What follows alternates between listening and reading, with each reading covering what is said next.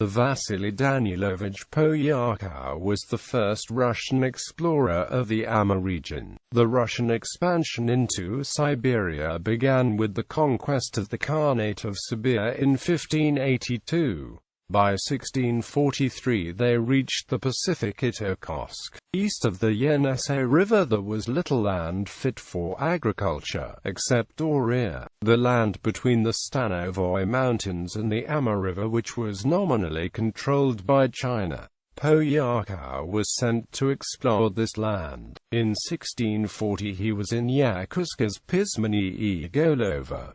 In June 1643, Poyarkov with 133 men started out from Yakutsk. They were sent by the voivoda of Yakutsk, Peter Golovin. Having no idea of the proper route, Poyarkov traveled up the rivers Lena, Aldan, Uchur, Gonam, delayed by 64 portages. It was early winter before he reached the Stanovoy watershed. Leaving 49 men to overwinter, he pushed south over the mountains in December to reach the upper Yenisei River in Dauria country, where he found a land of farmers with domestic animals, proper houses and Chinese trade goods who paid tribute to the Manchus who were just starting the conquest of China. He built a winter fort near the mouth of the Amur River. To extract supplies from the natives, he employed excessive brutality, thereby provoking the hostility and making supplies harder to get. His men survived on a diet of pine bark, stolen food, stray forest animals and native captives whom they cannibalized. By the spring of 1644 only 40 of his men were left alive.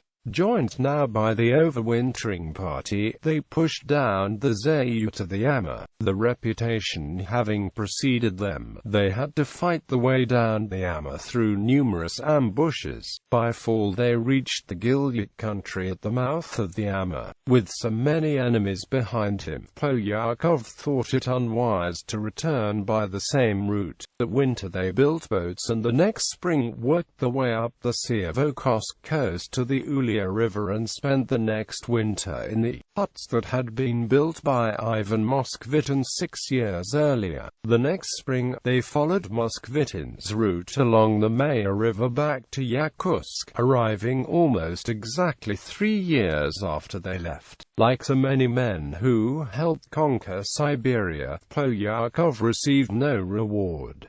His rough ways had made enemies even among his own men. The voivoda of Yakutsk sent him to Moscow for trial and an unknown fate. Whatever the authorities thought of Poyarkov himself, they were happy with the information he supplied. The next Russian expedition to the Amur was led by Yenisei River in 1650. See also Russian-Manchu border conflicts.